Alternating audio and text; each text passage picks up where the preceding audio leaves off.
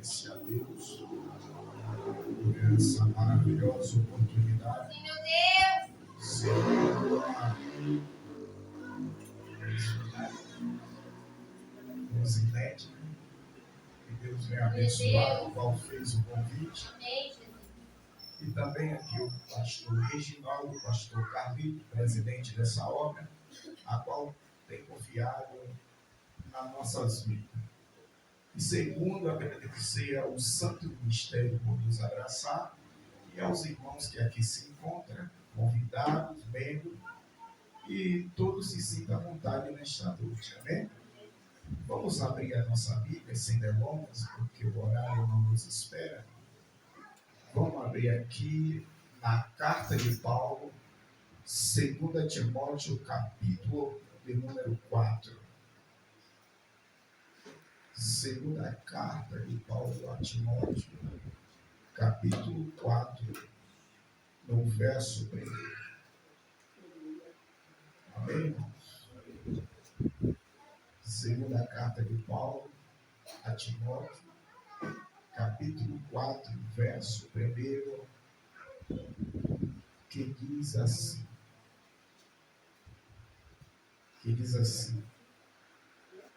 conjuro-te, pois, diante de Deus e do Senhor Jesus Cristo, que há de julgar os vivos e os mortos na sua vida e no seu reino, que pregues a palavra, insista, a tempo fora de tempo, redágua, repreende, exortes com toda longanimidade e doutrina, porque virá o tempo em que não sofrerão a sã doutrina, mas, tendo comichão dos seus ouvidos, amontoarão para si doutores conforme as suas concupiscências, e desviarão os ouvidos da verdade, voltando às fábulas. Mas tu se sóbrio em tudo, sofre aflições, faze a obra de um evangelista e cumpre o teu ministério. Bem, podeis assentar, meus irmãos. Eu quero dizer aos irmãos esta noite que nós não estamos privados de dar glória e aleluia. Porque toda glória e aleluia é dada ao Senhor Jesus Cristo, aquele que se despiu da sua glória e desceu aqui embaixo para se entregar no madeiro por nós que aqui estamos. Não só nós, mas também todos aqueles que querem aceitar a vontade do Senhor Jesus.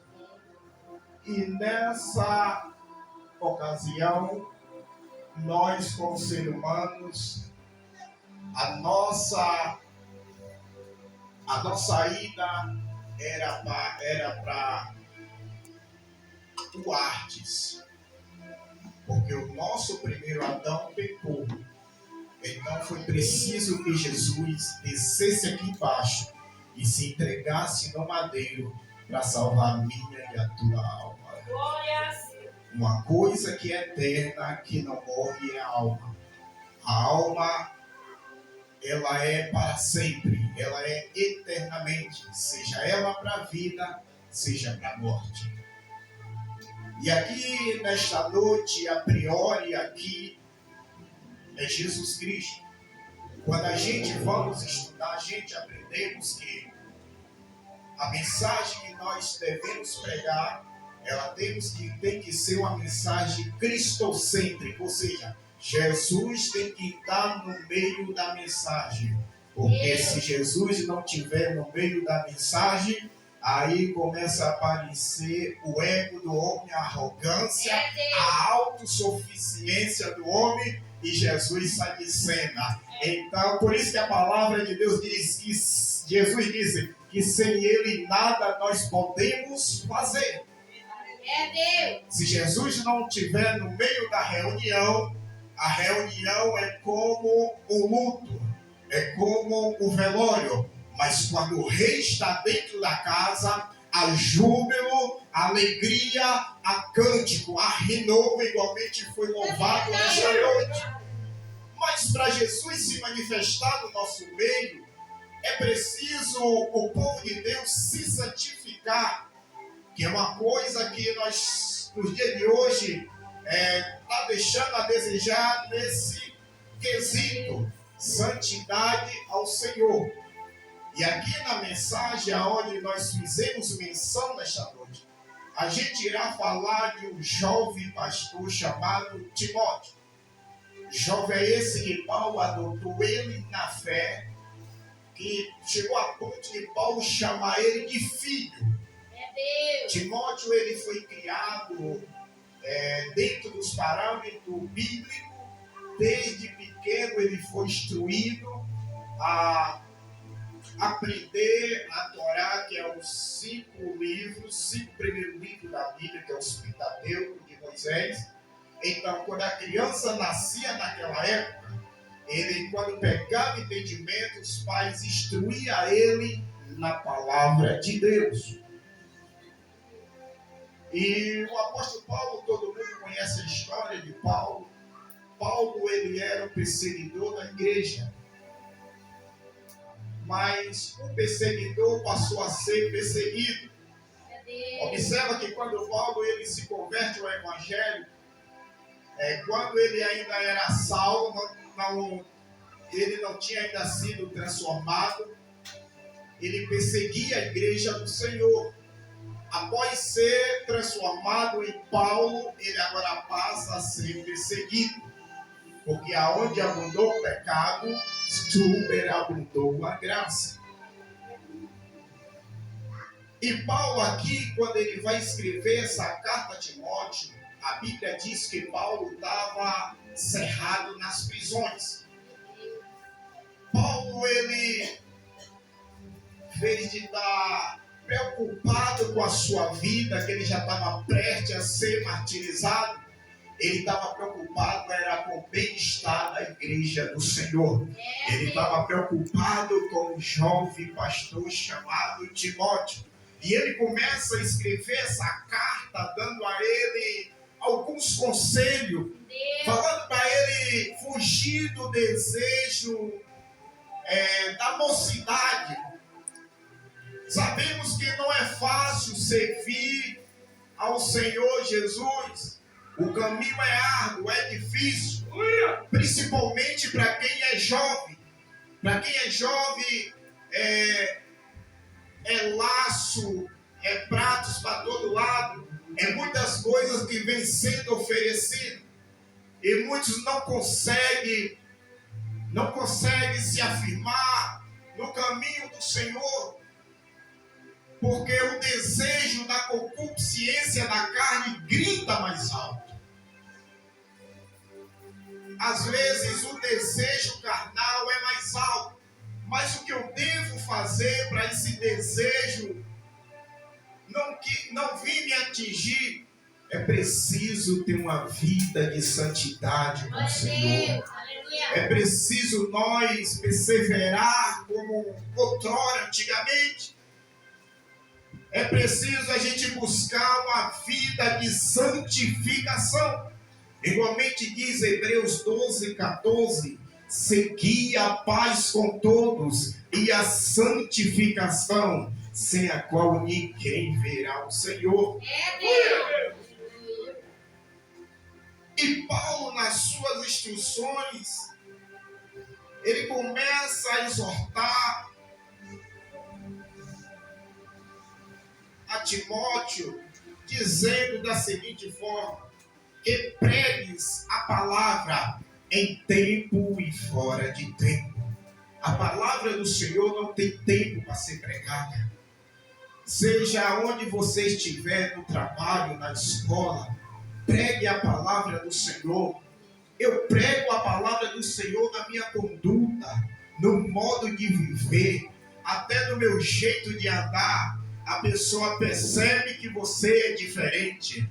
até no teu jeito, aonde você passar, igualmente dizia com Eliseu, ali vai passando o santo homem de Deus. Tem gente que diz, mas veste não quer dizer nada. Diz muita coisa. A nossa veste diz muito. Então Paulo, ele se preocupa com Timóteo. Ele se preocupa porque Paulo sabia que dirigir igreja não é fácil. Dirigir igreja exige muito. Exige muita busca. Exige muita perseverança. E Paulo começa a dizer que ia chegar o tempo que muitos iam se desviar da verdade. Muitos iriam criar comichão nos seus ouvidos e amontoar doutores para si conforme as suas concupiscências. Observa que no dia de hoje tem muitos que não suportam mais a palavra da santidade. Tem muitos que não suportam mais andar nos estatutos do Senhor. Querem viver um evangelho de porta larga. Ou seja, um evangelho do que eu posso fazer tudo. E esse evangelho nunca existiu. O evangelho sempre foi matar o leão dia após dia. O evangelho, igualmente Paulo disse, combati o bom combate, acabei a carreira, mas guardei a fé. Quer saber de uma? Lá em Roma, na cela que Paulo estava, até hoje está escrito em hebraico, em aramaico, em grego, está escrito assim, ó: combati o bom combate, acabei a carreira, mas guardei a fé. Levanta a mão para o alto, só para quem está combatendo o bom combate, só para aquele que ainda persevera, só para aquele que ainda acredita na vida do Senhor Jesus Cristo. É bem verdade que nos dias de hoje o amor de muitos já se esfriou. Jesus mencionou isso dizendo, por muito a iniquidade aumentar, o amor de muitos esfriará. É Deus. Mas Mateus 24, no verso 13, Jesus diz da seguinte forma: mas aquele que perseverar até o fim será salvo. É Deus. Aquele que perseverar, irmão. A nossa vitória não está no início. Começar, todo mundo começa. Mas eu quero saber se vai concluir. Se vai até o término. É a nossa salvação. Jesus, quando ele vem dando esses conselhos a seus discípulos, embora seus discípulos nessa época tinha 15 até 18 anos, mais velho era Pedro, eles ficavam ali curiosos, querendo saber as coisas que iriam acontecer.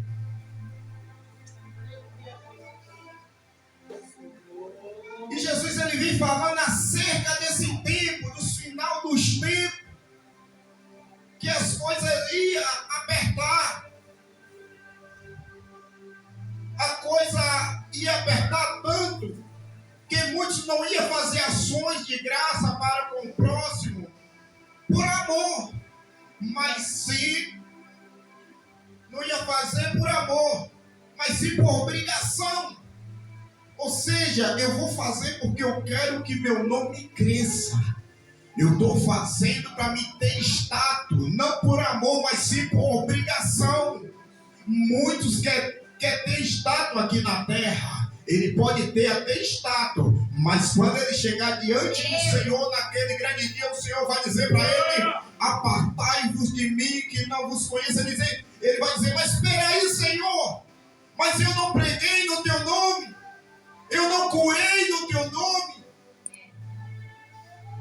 eu não fiz a tua obra no teu nome. E Jesus vai dizer para ele: bem verdade que meu nome tem poder, mas apartai-vos de mim, que não vos conheço. É Deus. E lá na carta igreja de Éfeso era uma igreja bem doutrinada. Jesus, ele fala que eles trabalhavam, mas não se cansavam. Mas tinha uma coisa que Jesus exortava a eles, dizendo: volta enquanto é tempo. Continua, volta a fazer as primeiras obras. Senão eu virei contra ti, removerei o vosso catiçal do vosso meio. Sabe o que quer dizer catiçal? Catiçal se quer dizer igreja. Jesus está dizendo: volta a praticar as primeiras obras. Volta a amar o teu próximo. Volta a fazer a minha obra com amor. Senão eu virei uma hora e eu arrebatarei a minha igreja e vocês não vão perceber. O evangelho nunca foi fácil. E esse tempo chegou no nosso meio. Antigamente, quando minha mãe me levava para a igreja, ainda pequeno, culto de círculo de oração não é igual hoje. Hoje o culto de círculo de oração é o público, né? Portas abertas. Mas naquele tempo era de portas fechadas. Naquele tempo os novos convertidos não entravam, não. Quem não tinha compromisso de oração não entrava. Só entrava aqueles que oravam. E eu via ali aquelas irmãs falavam de umas línguas diferentes. E o poder de Deus se manifestava no meio da igreja. O povo era renovado. O povo era cheio do poder de Deus. Mas com o passar do tempo, esses parâmetros, esse requisito foi se apagando no meio da história do cristianismo. A gente temos que nos levantar novamente. A gente temos que erguer a cabeça e praticar as primeiras obras. Talvez você nesta noite queria aqui ouvir uma mensagem. Quem sabe o pregador ia sair pulando que ia quebrar até a sola do sapato. Mas avivamento não é isso, irmão. Avivamento é mudança de vida. Avivamento é eu ser uma pessoa errada. É eu ser um mau caráter. E a partir de hoje eu seja uma pessoa diferente. Avivamento é mudança de vida. Começa de dentro para fora. Avivamento é a pessoa ser enrolado, ser mal pagador. E agora ele é uma pessoa certa. Ele é uma pessoa que cumpre com as suas obrigações. Isso que é avivamento. Aleluia. Mal pagador também não vai entrar lá, não. Quem gosta de comprar e não gosta de pagar não vai entrar na glória, não. Apocalipse diz: quem é santo se santifica mais ainda. Quem é sujo, suja-se mais ainda. Apocalipse 22, no verso 14. Bem-aventurado aquele que lava as suas vestiduras no sangue do Cordeiro, que possa ter direito à árvore da vida e possa entrar na cidade pelas portas. Só quem vai entrar na cidade pelas portas. O Senhor vai te chamar com sinal de honra. O Senhor não vai te chamar para tu entrar pela janela, não. Não é pelo telhado, é pelas portas. É pelas portas. O Senhor se sacrificou lá no madeiro, irmão. Não foi para se perder, não. O Senhor sabia que tinha momento que talvez nós pensou em parar e fraquejar. Quem nunca pensou em parar e fraquejar? Está difícil. Porque o evangelho é espinhoso, o caminho é espinhoso, é árduo. Às vezes, na madrugada, o sono não vem. Só vem lágrimas. E você está dizendo: mas Senhor, o ímpio prospera tanto, tudo dá certo na vida do ímpio. E por que na minha vida tudo dá errado? tudo dá errado, tudo é difícil para mim. Eu tenho uma notícia para a tua vida que é de suma importância. Sabe por que tudo é difícil aqui embaixo para você, rapaz? É porque você não é daqui de baixo. A tua morada é na glória. Você é peregrino nessa terra. A tua morada é lá das mansões celestiais. É difícil. Aqui embaixo é difícil. Mas a Bíblia diz que lá vai ser só gozo e alegria. Lá vai ser longanimidade. Lá vai ser só alegria. E outra coisa, lá nós não vai precisar mais da luz da lua, nem da luz do sol, porque a glória de Deus iluminará o seu povo. E Paulo está preocupado com isso, dizendo: olha, Timóteo, persevera. Eu sei que você é jovem, eu sei que é difícil, meu filho, mas persevera, continua nessa doutrina, não te aparte desse livro da lei, continua perseverando. Eu sei que vai vir momento de fraqueza, mas eu ainda conto com você. E nesta noite Jesus está te dizendo para a tua vida, apesar da circunstância não ser boa, apesar do momento não ser favorável, mas o Senhor está dizendo que conta contigo. O Senhor conta com cada um de nós. Talvez você está olhando, mas será que o Senhor conta comigo? Conta. Lembra de Isaías, no capítulo de número 6?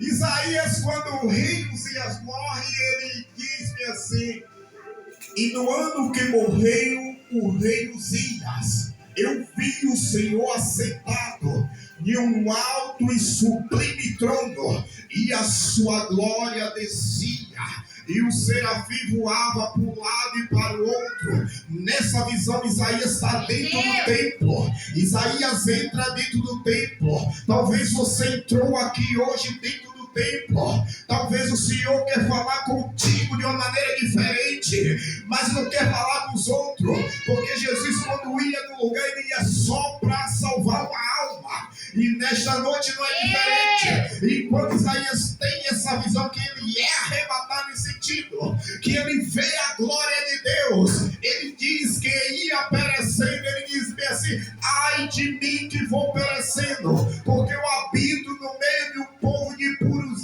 lábios. Eu também sou um homem de lábios impuros. E o Senhor está olhando aquela cena, Isaías se humilhando na presença dele. E aí o Senhor fala para o serafim: pega uma brasa aqui no meu altar e desce lá embaixo e toca na boca dele e cola com a tenaz. A tenaz não é uma cola, mas sim um alicate de pegar brasa naquela época, e toca na boca de Isaías. E Isaías é purificado de todo o pecado. Isaías agora é lavado. Então de repente houve um silêncio no céu, e a voz do Senhor dizia dessa seguinte forma: quem irá por nós?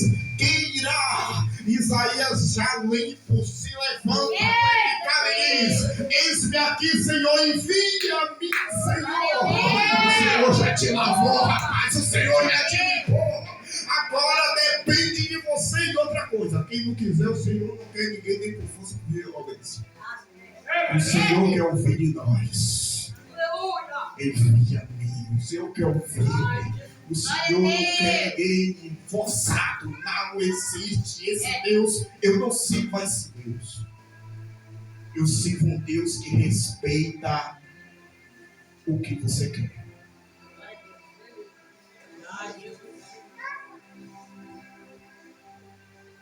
E essa preocupação de Paulo chegou no dia de hoje. Meu Deus!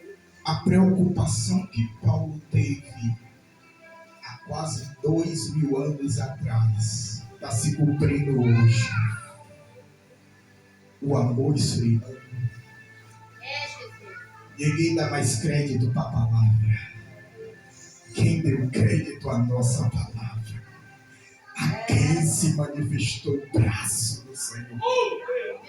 Foi subindo como renovo, por glória.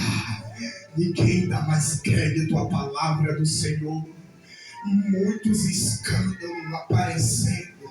E Paulo, ele já sabia que esse dia ia chegar. Paulo, ele está preocupado com esse dia, dizendo: persevera, Timóteo. Cumpre a obra de um evangelista, não cessa.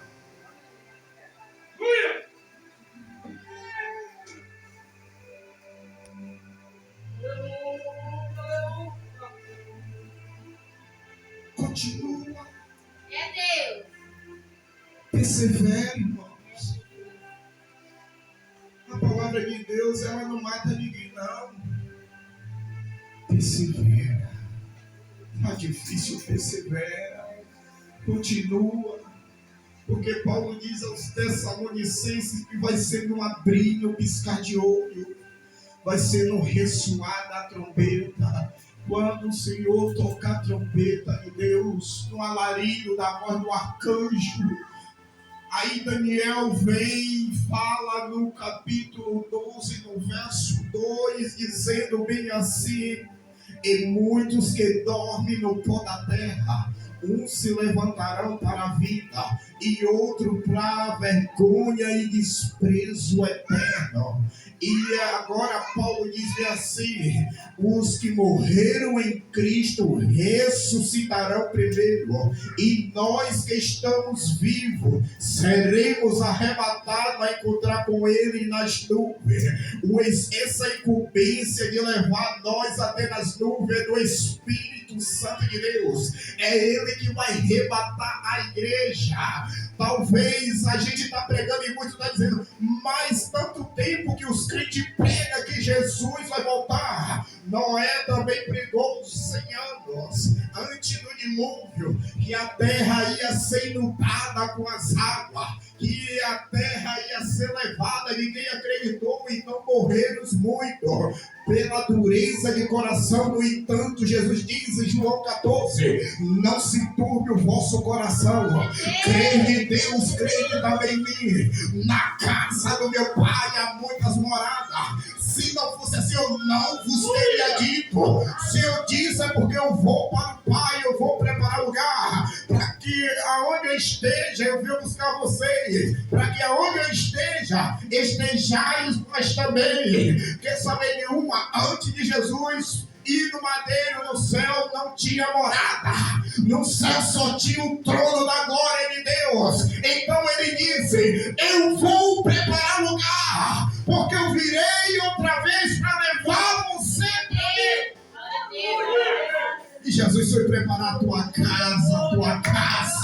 Jesus foi preparar a nossa morada lá na glória.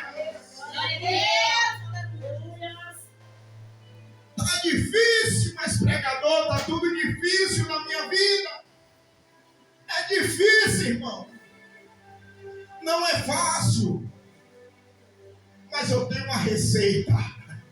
Eu tenho uma receita, está localizada em Apocalipse 21, versículo 4, que diz da seguinte forma: e Deus limpará dos seus olhos todas as lágrimas, e ali nunca mais haverá nem pranto, nem morte, nem dor, porque todas as coisas são passadas. Alegrai-vos, porque um dia alguém se entregou no madeiro para que nós tivéssemos vida hoje. Vai ser no abrir, no piscar de olho. E muitas pessoas que você evangelizou, que entregou um folhetinho, e você virou as costas, ele pegou e rasgou, ele vai prestar conta naquele dia.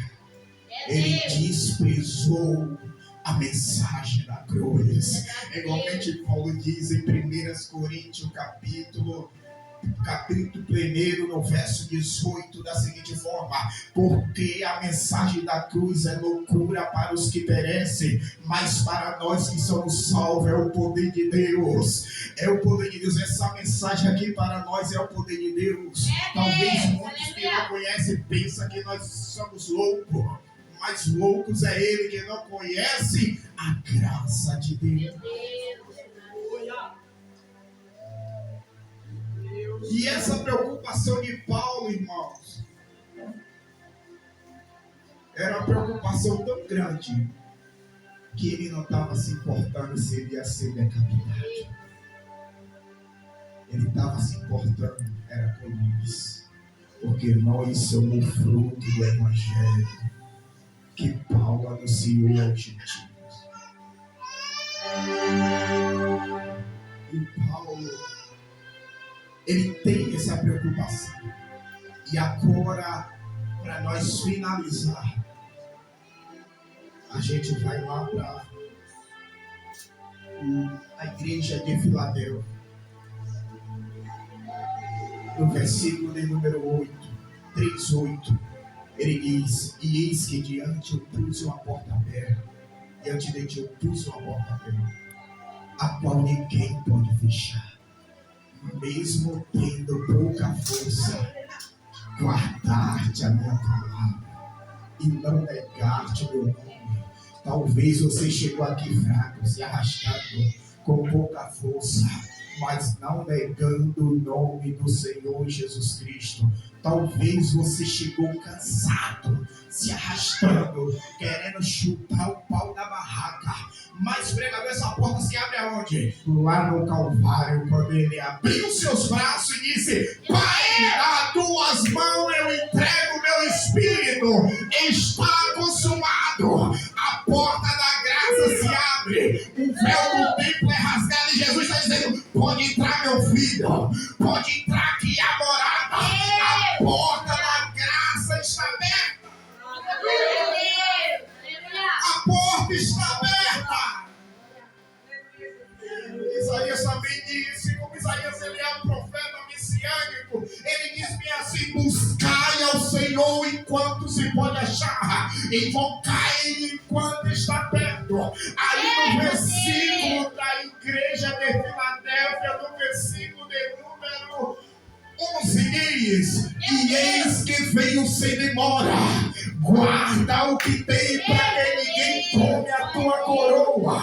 Ele está dizendo: e eis que veio sem demora, guarda o que tem para que ninguém tome a tua coroa. Mas, pregador, o que é que eu tenho que guardar? O que eu tenho que guardar é o meu corpo em santidade. O que eu tenho que guardar é o que eu aprendi. Eu não posso retroceder. Eu não posso estar como a igreja de Sardes, que diz que no nome de quem vive, mas está morto. Eu não posso estar como a igreja de Laodiceia, que expulsaram Jesus de dentro da igreja. E Jesus disse: e eis que estou à porta e bato. Se alguém não ouvir a minha voz, entrarei em sua casa e cearei com ele, e ele comigo. Expulsaram Jesus. Jesus está de fora. Mas para Jesus entrar novamente para dentro da casa, é preciso ter uma vida de retidão. É preciso se converter novamente. Para Jesus voltar para dentro da casa, Jesus não entra na casa que está de qualquer maneira. Para Jesus entrar dentro da casa,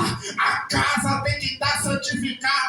A casa tem que estar limpa. Se você chegar dentro da sua casa e a sua casa estiver suja de perna para o ar, tiver louça suja, tiver as coisas jogadas no meio da casa, você vai querer morar em uma casa dessa? Não. Você vai começar a lavar, arrumar a casa. E é isso que Jesus quer de nós. Não é só da igreja, é de nós aqui também. É de ter uma casa lavada, de uma casa santificada diante do Senhor.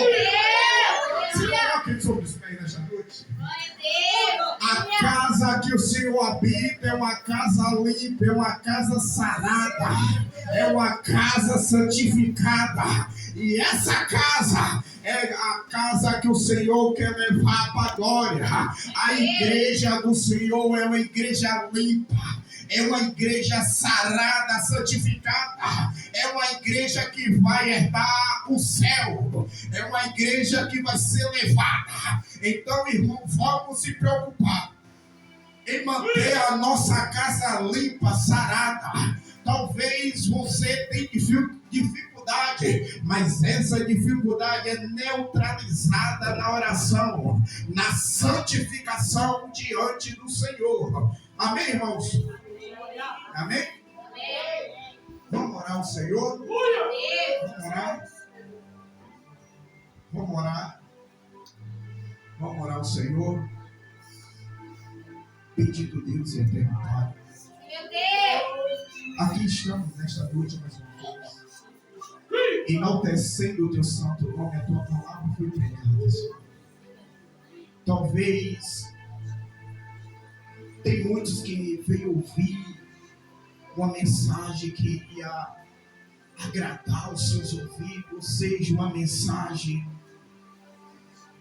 que ia levantar o seu ego, mas a priori aqui é a mensagem da cruz.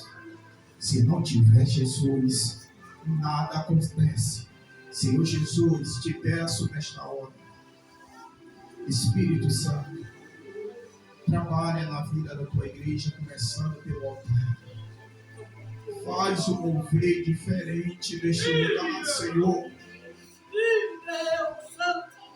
Quando os babilônicos invadiram a tua cidade,